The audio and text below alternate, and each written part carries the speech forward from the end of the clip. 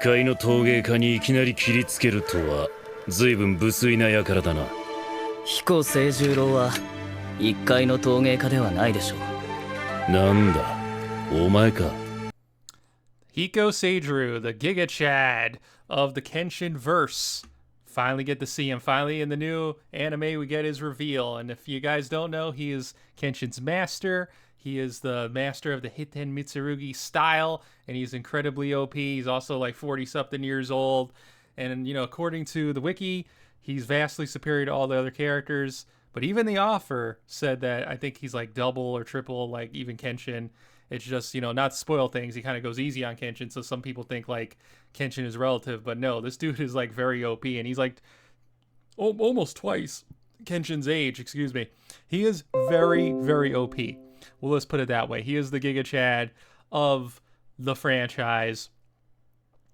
But yeah, so this is episode Kenshin, you know, tracks him down to learn the final technique because, you know, Kenshin left him when he was only 14 years old, which is pretty crazy when you think about that, that Kenshin was able to learn all these techniques and carry him when he was freaking 14, when he was this little, man. He's this tiny.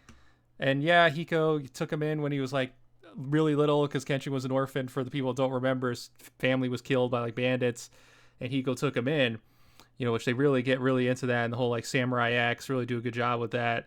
But yeah, like to think that Kenshin learned those techniques and was already as good, you know, really almost as good as he is now at 14, and he just kept using those techniques to slay people and basically win the war. It goes to show you how powerful this style is.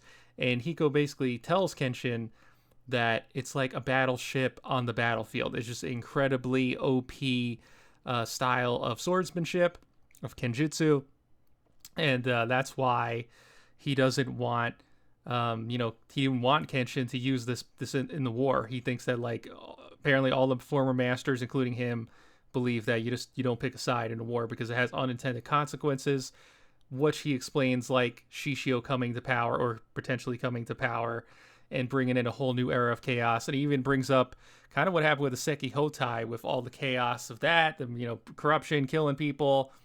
Kind of also remember with Janae, all that stuff. He kind of references that kind of stuff, even if he doesn't quite know all the details, and how that's Kenshin in a way kind of created all that by getting himself involved in the war and thinking that the Meiji naively were going to be like saints. So that was kind of interesting. We also get, you know, more of his character, which again, this guy's like the Giga Chad of the series. He's got like the square jaw, the muscles, and he doesn't age.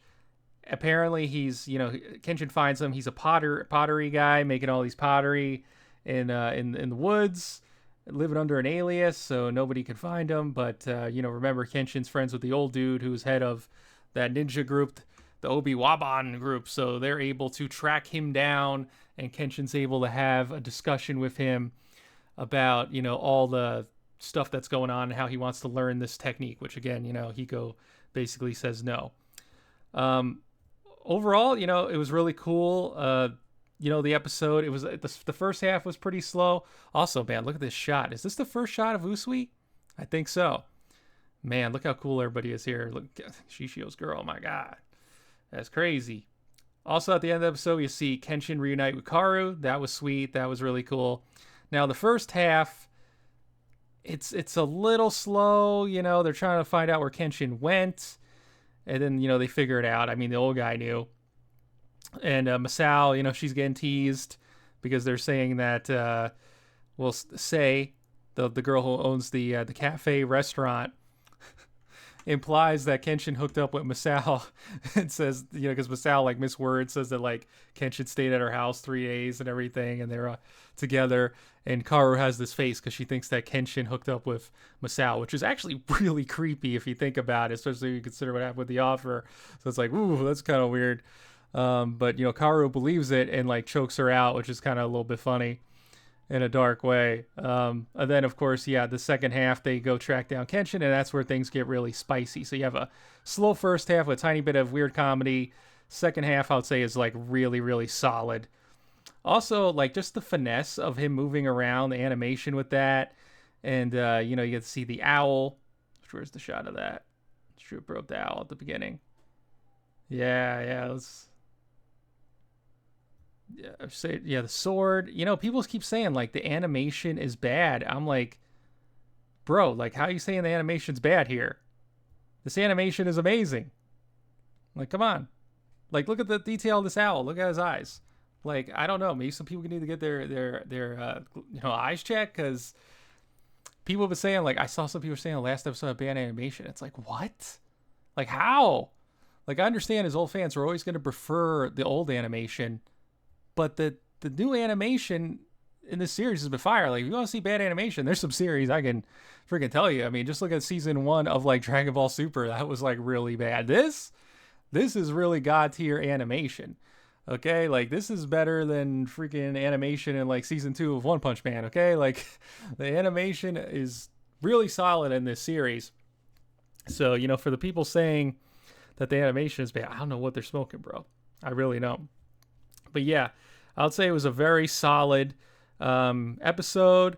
8 out of 10. Well, you know, what keeps it from a 9 out of 10 or a 10 out of 10 is just the first half is a little slow, and then, you know, the Masao humor is, it's okay. It's a little weird. It's a little funny. But the second half is really solid, and it was really cool to see the whole like dueling philosophies of Hiko and Kenshin and how they differ, and how, you know, Hiko doesn't believe, well, he believes in killing people, but he doesn't believe in getting involved, and Kenshin believes in getting involved but not killing people, and he disagrees with him and tells him he has the mind of a 14-year-old, which obviously, you know, is just not true. Kenshin's evolved a lot since then, but they just have dueling philosophies. Their philosophies are very different. But yeah, man, damn, look at that shot. That looks amazing. But yeah, I would say 8 out of 10. 8 out of 10. I mean, animation alone, just, you know, it's amazing right there. But yeah, 8 out of 10 episode. Wherever you are, have a fantastic day. Don't forget to like. Don't forget to subscribe. And peace out.